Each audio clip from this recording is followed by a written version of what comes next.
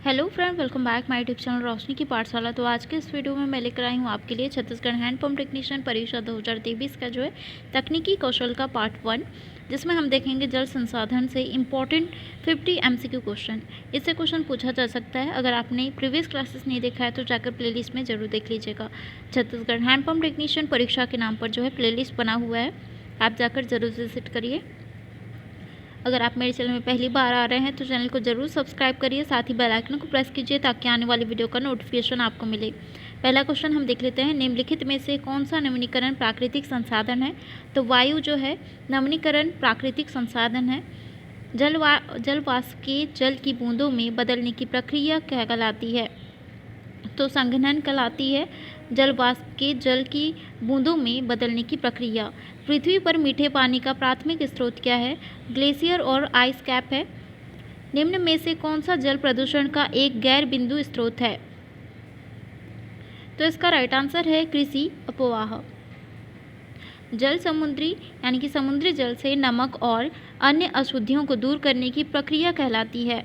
तो डिसलेशिनेशन कहलाती है। पृथ्वी पर सबसे बड़ा महासागर कौन सा है? तो पृथ्वी का सबसे बड़ा महासागर जो है प्रशांत महासागर है।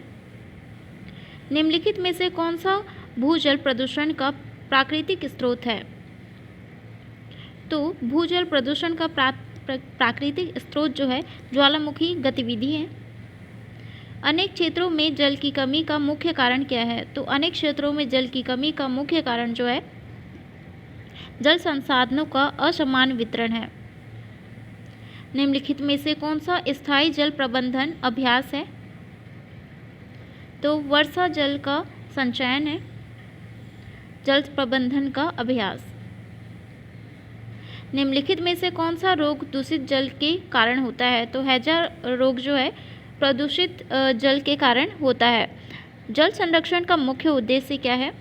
तो जल संरक्षण का मुख्य उद्देश्य जो है पानी की उपलब्धता को बढ़ाने के लिए किया जाता है। कौन सा अंतर्राष्ट्रीय संगठन जल संसाधनों के संरक्षण और सतत उपयोग की दिशा में काम करता है? तो संयुक्त राष्ट्र जो है जल संसाधनों के संरक्षण और सतत उपयोग की दिशा में काम करता है। वनोन्मूलन किस प्रकार जल की कमी में योगदान देता है? तो जल की कमी में वनोन्मूलन जो है किस प्रकार योगदान देता है? जल चक्र को जो है बाधित करता है वनोन्मूलन। मानव शरीर में जल का न्यूनतम प्रतिशत कितना है? तो मानव शरीर में न्यूनतम प्रतिशत जल का जो है 65% होता है। निम्न में से कौन सा ऊर्जा का नवीनीकरण स्रोत है जो जल संसाधनों का उपयोग करता है? तो जल विद्युत शक्ति है जो जल संसाधनों का उपयोग करता है। भूजल के हास्य के लिए उत्तरदायी प्रमुख कारक कौन सा है? तो भूजल के ह्रास के लिए उत्तरदायी प्रमुख कारक जो है अति निष्कर्षण है। निम्नलिखित में से कौन सा प्रदूषण सामान्यतः कृषि गतिविधियों के कारण जल निकायों में पाया जाता है? तो नाइट्रोजन यौगिक जो है पाया जाता है। मानव उपयोग के लिए उपलब्ध अलवण जल का लगभग कितना प्रतिशत है? तो 10% है।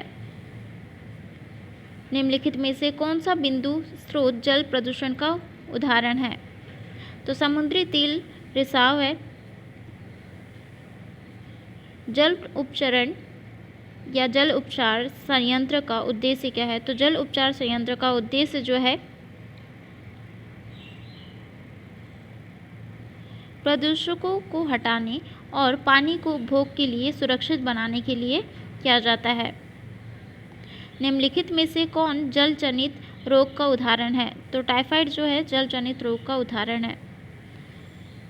वायुमंडल में उपस्थित जलवायु की मात्रा का वर्णन करने के लिए किस शब्द का प्रयोग किया जाता है? तो आर्द्रता का प्रयोग किया जाता है।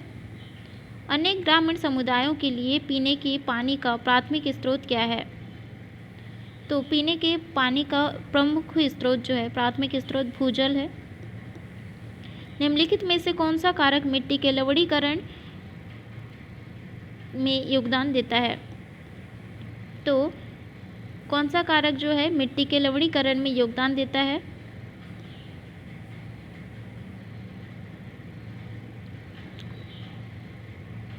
अत्यधिक सिंचाई। जल संसाधन और प्रबंधन में आर्द्र भूमियों की क्या भूमिका है? तो वे जो हैं प्राकृतिक फिल्टर के रूप में कार्य करते हैं, पानी की गुणवत्ता में सुधार करते हैं। जल सेतु का मुख्य उद्देश्य क्या है? तो जल सेतु का मुख्य उद्देश्य जो है लंबी दूरी तक पानी ले जाने के लिए किया जाता है। निम्नलिखित में से कौन मानव निर्मित जलाशय है?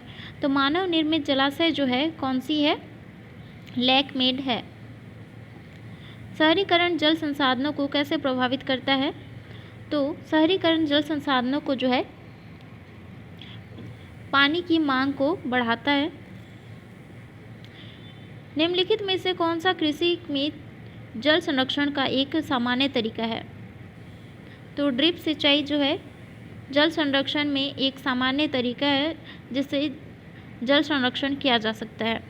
ड्रिप सिंचाई से ज़्यादा पानी का जो है उपयोग नहीं किया जाता है। हर साल 22 मार्च को मनाए जाने वाले विश्व जल दिवस का क्या महत्व है?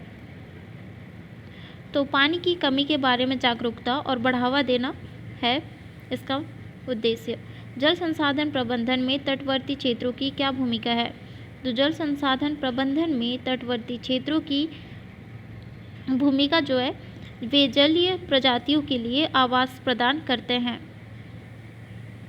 हिमनदों के पिघलने के लिए उत्तरदायी प्राथमिक कारक कौन सा है? तो ग्लोबल वार्मिंग के कारण जो है हिमनदों पिघलने लगते हैं। निम्नलिखित में से कौन सा घरेलू गतिविधियों से जो है जल प्रदूषण का उदाहरण है?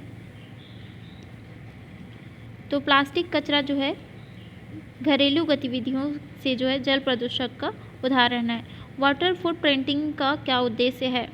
तो वाटर फुट प्रिंटिंग का जो उद्देश्य है किसी व्यक्ति की दैनिक गतिविधियों में उपयोग किए जाने वाले पानी की मात्रा को मापने के लिए किया जाता है फुट प्रिंटिंग। बांधों के निर्माण से पारिस्थितिक तंत्र पर क्या प्रभाव पड़ता है? तो बांधों के निर्माण से पारिस्थितिक तंत्र पर जो है नदी के प्रवाह और मछली के प्रवास को बाधित करता है। विकासशील देशों में जल प्रदूषण का प्राथमिक स्रोत क्या है? तो स्वच्छता सुविधाओं की कमी है। निम्न में से कौन कठोर जल की विशेषता है? कठोर जल की विशेषता जो है पाइपों और उपकरणों में स्केलिंग का कारण बनता है। जल प्रबंधन योजना का उद्देश्य क्या है? तो जल प्रबंधन योजना का उद्देश्य जो है आने वाली पीढ़ियों के लिए पानी का संरक्षण है। जल प्रदूषण जलीय पारिस्थितिक तंत्र को कैसे प्रभावित करता है? तो जलीय प्रदूषण जो है जलीय पारिस्थितिक तंत्र को खाद्य श्रृंखलाओं और आवासों को बाधित करता है। निम्नलिखित में से कौन सा जल बचत उपकरण का उदाहरण है? तो कम प्रवाह वाला शावर हेड है। शुष्क क्षेत्रों में जल की कमी के लिए उत्तरदायी मुख्य कारक कौन सा है? तो शुष्क क्षेत्रों में जल की कमी के लिए उत्तरदायी मुख्य कारक जो है कम वर्षा है।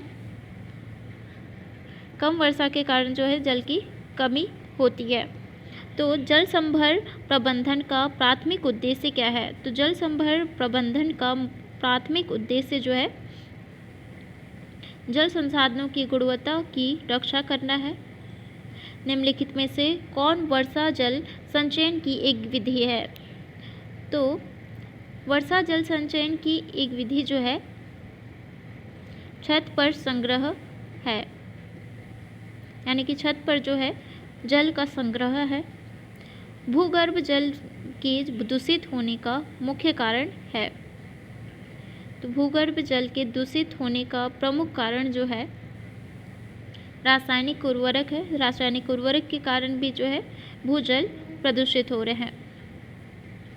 तो जल प्रदूषण मानव स्वास्थ्य को कैसे प्रभावित करता है? तो ये जो है जल जनित रोगों को जोखिम को बढ़ाता है। संयुक्त राज्य अमेरिका में स्वच्छ जल अधिनियम की क्या भूमिका है?